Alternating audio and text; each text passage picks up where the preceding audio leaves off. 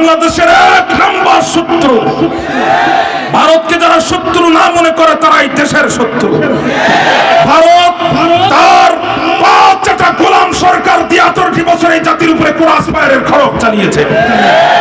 ঘুমন্ত আলেমকে সন্তানের কোল থেকে তুলে নিয়ে ভারত ক্রস ফায়ার দিয়েছে। ভারত পিলখানায় আমার পিটিআর বাহিনীকে হত্যা করে ভঙ্গ করে দিয়েছে। ভারত তার প্রয়োজনে আমার দেশের কোটি কোটি টাকা খরচ করে ট্রানজিটের রাস্তা তৈরি করে দিয়েছে। ভারত তার পোষা সরকারের কাছে গোপন চুক্তি করেছে। ভারতের চক্রান্তে আল্লামা সাঈদীর বিরুদ্ধে মামলা হয়েছে। ভারতের চক্রান্তে আল্লামা সাঈদীকে 13 বছর কারাগারে, ভারতের চক্রান্তের পিছনে দরজা দিয়ে আল্লামা সাঈদীকে ফাঁসি দেওয়া হয়েছে। ভারতের চক্রান্তে আল্লামা মামুনুল হককে বেইজ্জতি করা, ভারতের চক্রান্তে ডক্টর মিজান আজারিকে দেশ ছাড়া করা হয়েছিল। অতএব এই বন্ধু মনে করে তারা দেশের শত্রু।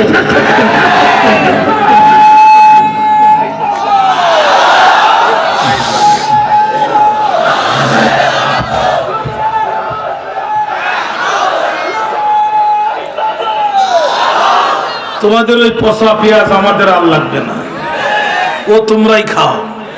এখন আমাদের বাজারে পেঁয়াজের যে সাইজ, 2 পেঁয়াজে 1 কেজি, ও খাওয়াও যাবে, ঢিলও মারা যাবে। কতক্ষণ না কেন? 2 পেঁয়াজে 1 কেজি, ও খাওয়াও যাবে, ঢিলও মারা যাবে। তোমাদের পেঁয়াজ তোমরা খাও, আমাদের আর লাগতো না। পাকিস্তান থেকে মাত্র 2 চালান ঢুকেছে, তাতেই দাদার ধুতি ঢিলাই গেছে। কতক্ষণ না? আর এই মাসে বলে আরো 10 চালান ঢুক। বাজারে এখন সর্বোচ্চ ভালো পেঁয়াজের দাম 40 টাকা। তোমাদের পচা পেঁয়াজ তোমরাই খাও। ও ভোমরা বর্ডারে এসে লাইন দিয়েছে, আর ঢোকার পারমিশন নাই, ঠিক না? ও আর আমাদের লাগবে না, ও তোমরাই খাও।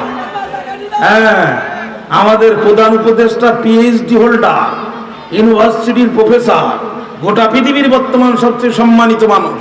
অক্সফোর্ড, ক্যামব্রিজ, হার্ভার্ড বিশ্ববিদ্যালয় থেকে হায়ার করে নিয়ে যায়, সে বক্তব্য দেয়, আর পৃথিবীর পিএইচডি হোল্ডাররা খাতা কলম নিয়ে ছাত্রের সামনে বসে থাকে। আর তোমাদের প্রধানমন্ত্রী ও ক বছর আগে গুজরাটের রেল স্টেশনে চা বিক্রি করতো, ঠিক না? ওদের যাত্রার সাথে পাঙ্গা নিতে এসো না, ঠিক না? মুসলমান বিপদে পড়লি দোয়া ইউনুস, আর দেশ এখন বিপদে পড়েছে, এখন ডক্টর ইউনুস। কতক্ষণ না? কতক্ষণ না? এমন কার্ড খেলেছে, প্রত্যেকটা কার্ডের এমন জবাব দিছে। জানুয়ারি মাসের 27 তারিখে যে মোদি নিজেই নববর্ষের শুভেচ্ছা জানাতে বাধ্য হয়েছে। ও ঠেলা টের বীজ যে কি জিনিস, ঠিক না? জুড়ে বলেন ঠিক না? অতএব সাবধান, আল্লাহর কসম করে বলছি, হৃদয়ের সবটুকু আবেগ দিয়ে বলছি, দেহের সবটুকু শক্তি দিয়ে কুরআন হাতে নিয়ে বলছি, আমরা ভারতকে ভয় পাই না। বাচ্চা, আমরা ভারতকে ভয় পাই না। ভারতের সাথে লড়াই করতে হবে, এটা রাসূলুল্লাহর ওয়াদা। সুতরাং যারা মুনাফিক তারা ভারতকে ভয়, আমরা লড়াই করব, আমাদের সন্তানরা লড়াই করবে, আমাদের করবে।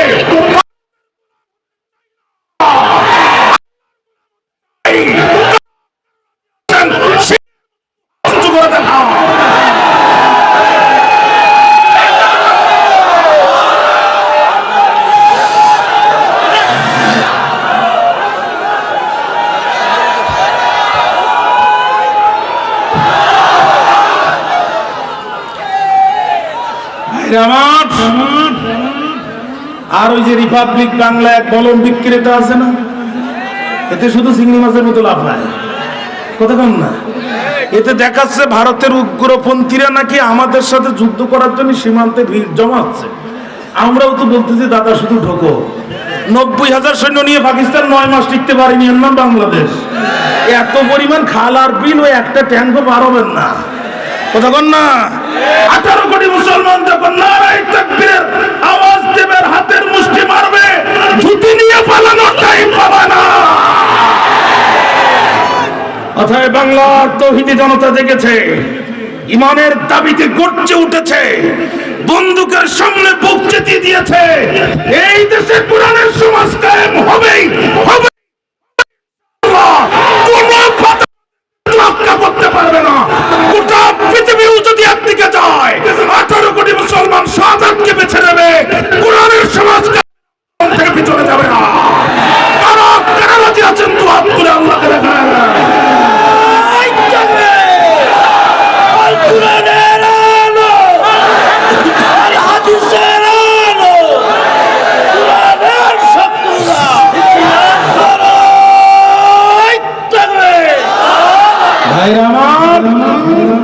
স্টেজে কাঠের পুতুল নাচে, কাঠের পুতুলের বাবার ক্ষমতা নাই স্টেজে নাচবে, ঠিক না? ওর রশি থাকে স্টেজের পিছনে, ওখান থেকে টান মারে যেমন, স্টেজে ড্যান্স মারে তেমন। আমার দেশের কিছু রাজনীতিবিদ, কিছু বুদ্ধিজীবী, কিছু বিশ্ববিদ্যালয়ের শিক্ষকের দড়ি হচ্ছে ভারতের দিল্লিতে।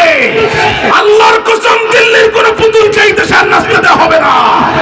বাংলাদেশের বিপক্ষে দিল্লির পক্ষে যেই জিহ্বা উচ্চারিত হবে, জিহ্বাটা দিয়ে দেওয়া হবে।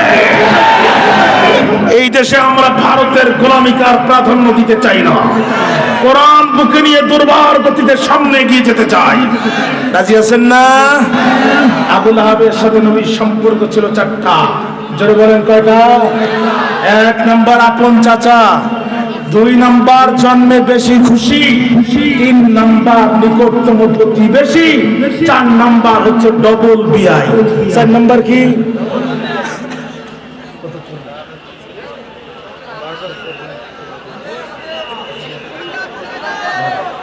আচ্ছা,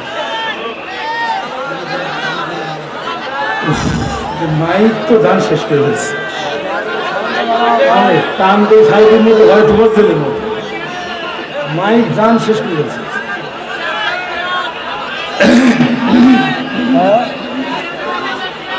আপনাদের তো কষ্ট হচ্ছে, আমি শেষ করে দিচ্ছি। ও মাত্র ঘুম থেকে উঠলেন না? আচ্ছা ঠিক আছে, চলেন সামনে যাই। খেয়াল করেন, 1 নাম্বার আপন চাচা, 2 নাম্বার জন্মে বেশি খুশি, 3 নাম্বার প্রতিবেশী, 4 নাম্বার ডবল বিআই। 4 নাম্বার কি? তাফসীরের নাম তাফসীরে রুহুল মানি। আল্লামা শিহাবুদ্দিন মাহমুদ আলুসি রহমাতুল্লাহ আলাইহি বলেন, কানা লি আবি লাহাবিন সালাসাতু আবনাই ওয়া হুম উতবা ওয়া মাতআব ওয়া উতাইবা। আবু লাহাবের 3টা সন্তান, প্রথমটার নাম উতবা, মেজোটার নাম মাতআব, সর্বকনিষ্ঠ যেটা সেটার নাম উতাইবা। এই উতবা এবং উতাইবার সাথে আল্লাহ রাসূল তার 2টা কন্যাকে বিয়ে দিয়েছিলেন, উম্মে কুলসুম আর রুকাইয়াকে। সম্পর্কে আবু লাহাব নবীর ডবল বিআই, এসে ডিএসএ কতি আনজা বলে। তাহলে আল্লাহ রাসূলের পরে আবু লাহাব ইসলামের প্রথম খলিফা হওয়ার দরকার ছিল। কিন্তু ইন্নাকা লা তাহদি মান আহবাবতা, আল্লাহ যারা রাসূলের ক্রিয়া ঘর থাকলেও হেদায়েত তার কপালে জুটবে না। ওর থেকে আমাদের তকদির অনেক ভালো। এত পরে জন্মগ্রহণ করার পরও আমরা আমাদের রাসূলের প্রতি ঈমান আনার সুযোগ পেয়েছি। জোরে কন্যা আলহামদুলিল্লাহ।